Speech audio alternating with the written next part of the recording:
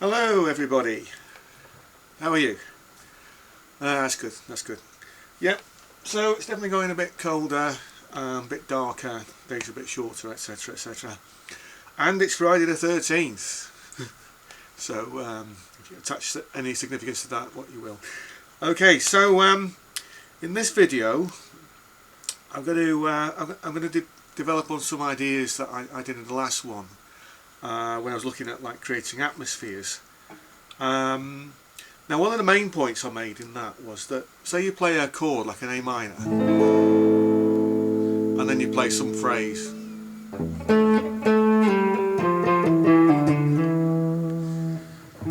like that, that A minor chord, it both enforces the statement that you're making, but it also becomes a kind of prison for that statement. So now we now really need to start getting into things like forming dialogues and having a conversation. So it makes it less predictable, if you like. Now, it's a shame we can't all be sort of sat in a room together, but that's one of the limitations of lockdown, etc. But there's a really good technique which I learnt quite a while ago. Imagine you got like a beach ball or something like that, and you're having a conversation with somebody. So you start out, I've got the ball. Hello. I throw the ball to you. You say hello, and then you throw it back to me. How are you?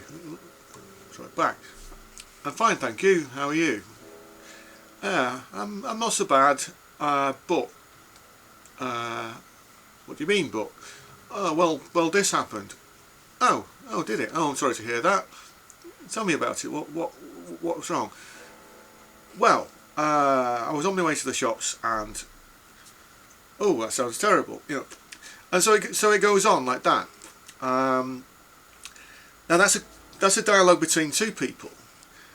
Now, if you've got like a dialogue between three or more than three, then you've got to try and achieve some kind of balance, because you want to make sure that everybody's involved in the conversation.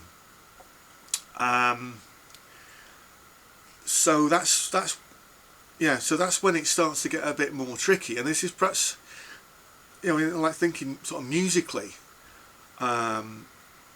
If you're playing in a band or you're playing in an orchestra, then if you want to make the best use of the group that you've got, then you want to make sure everybody's involved. And so you're going to have to employ some kind of dialogue tactic in order to get around that. Now, perhaps because of lockdown, or because you're not in a group, or you're just a solo musician, then some of those ideas are going to come in as well when you're actually sort of just playing a piece, because you actually start with that sort of chords. That you don't just want to be imprisoned by that idea. You want to introduce some other ideas as well, which are going to sort of embellish. I mean, embellish, that just means flesh it out a bit, elaborate, develop. So the actual chord itself, I mean, we can change that. Most obviously by at that note it becomes A.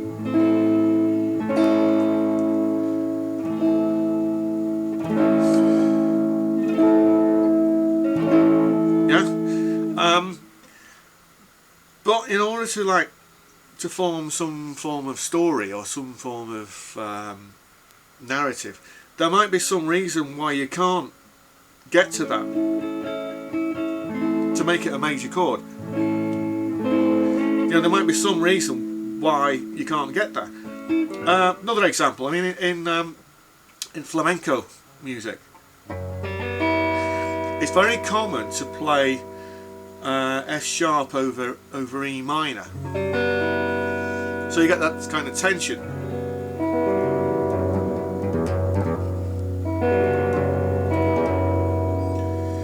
Now that wants to go down to here, wants to go down to F, where it's all nice and comfortable. That's sort of F Lydian territory, so it's all nice and cosy down there.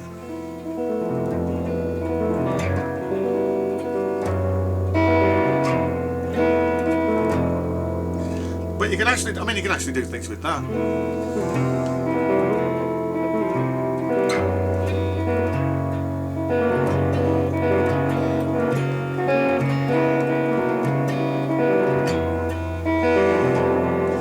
So we're already starting to develop some ideas there, because we know that that's got tension and that's nice and comfortable.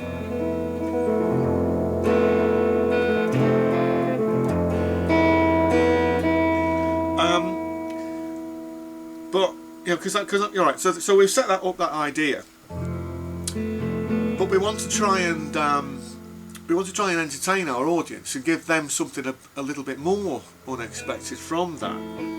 So sometimes it's in that style. You might play that chord instead. So you might go from here like that. You might go to there instead. So you've still got tension there, because in the story we're telling, there's some reason why we can't get there. We can't quite make it to that F chord.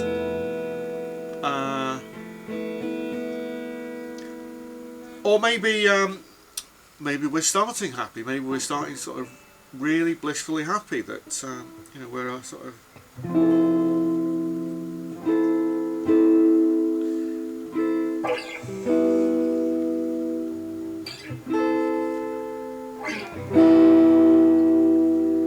Or this kind of thing.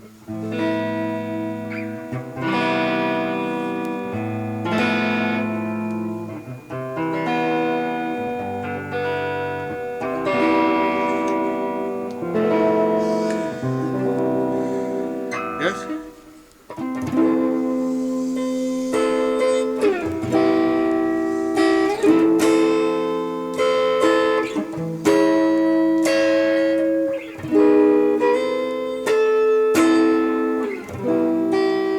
Yes. So then we could actually just start putting in some putting in some musical idea.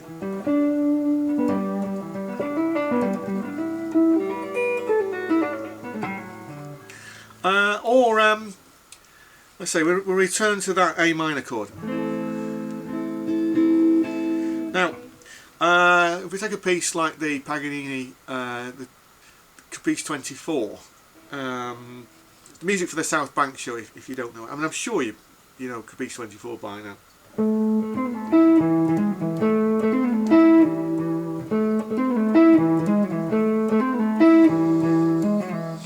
Now, what Paganini's done with that, it's going from A minor to E.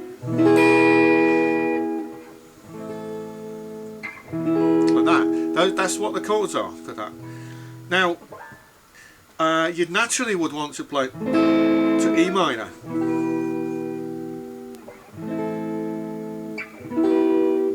Or like this. Like that. But he's going. So it's a bit more dramatic. But if we follow his reasoning, then we can do kind of.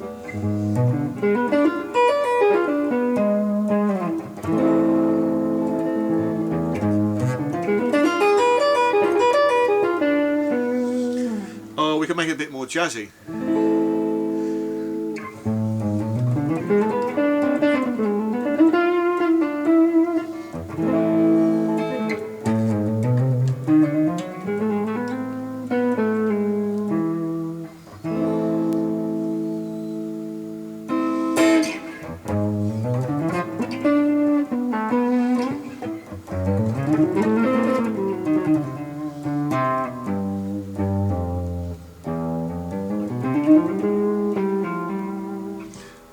then suddenly you'll find that all these ideas will come to you, and that you just start opening it out, because like once you've got like a few ideas, you know, like that, then a lot of ideas will come to you, and you'll start thinking about, well, I'm here now, where can I go from here? And the more you're doing this this type of playing, the more you'll start to explore the fretboard, and you'll start to unlock areas which you weren't even aware of before. And the reason for that is because we're just so used to like just wanting to stay within those chords, or say like in like a standard blues progression.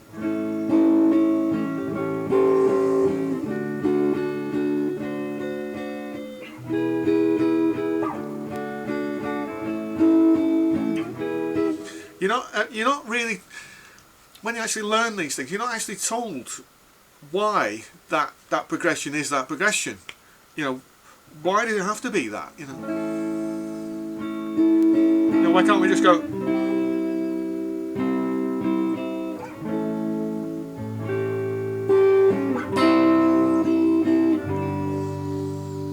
You know, or why does it have to? You know, why does that chord resolve nicely into that one? You know, you're not always told these things unless you actually start to explore it and sort of feel a bit more about, is it creating tension, or is it a nice comfortable resolution? You know, is it going, if I go with that, if I do that instead, or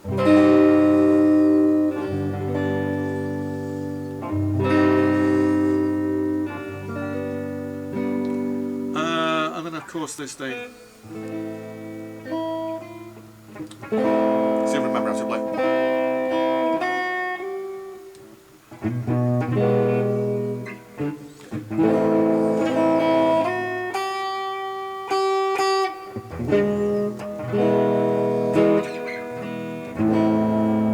Yeah, trying to remember it.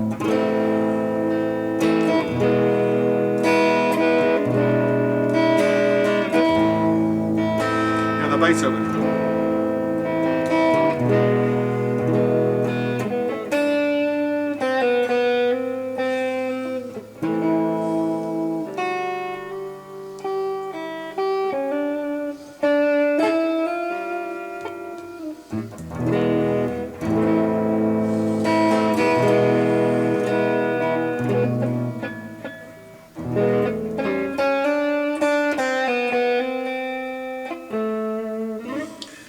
And then, even though Beethoven actually wrote that, we can actually do a lot with it ourselves.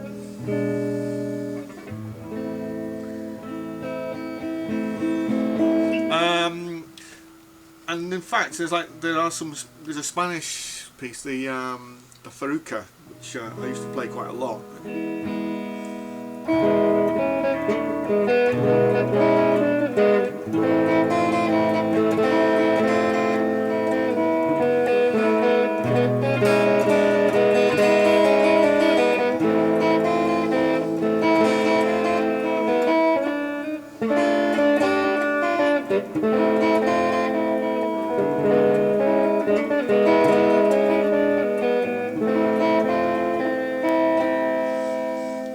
Like that, you see, because like that's interesting, because we're going from E major to A minor.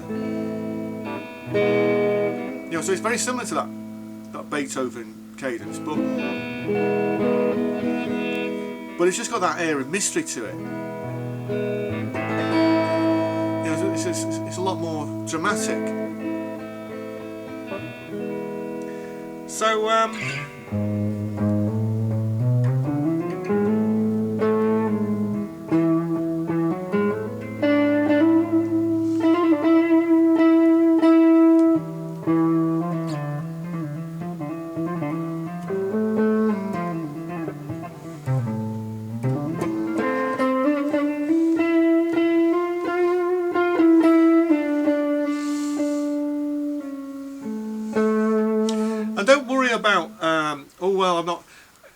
I'm not shredding so much. I mean, if you actually, like, once you've got the cadence down, the expression should come out, and then maybe you'll start all the shredding or whatever. And it's going to be very Zen sounding or very pretentious. I don't know which, but you'll find that the more you get immersed in these ideas like this, then the more your technique will actually start to become invisible, because you're not thinking so much about, oh well, I'm going to do this technique in this bit. Oh, this is probably best for this bit, and you're not thinking about consciously about what scales you're playing. You're actually just playing. It's coming from you. Yes. So this is going to dovetail into some more videos I'm going to do, especially with that sort of musical meditation idea, which I spoke about recently. Okay, so hopefully that was some use to you. Please comment below. I'll see you next time. Thanks for watching.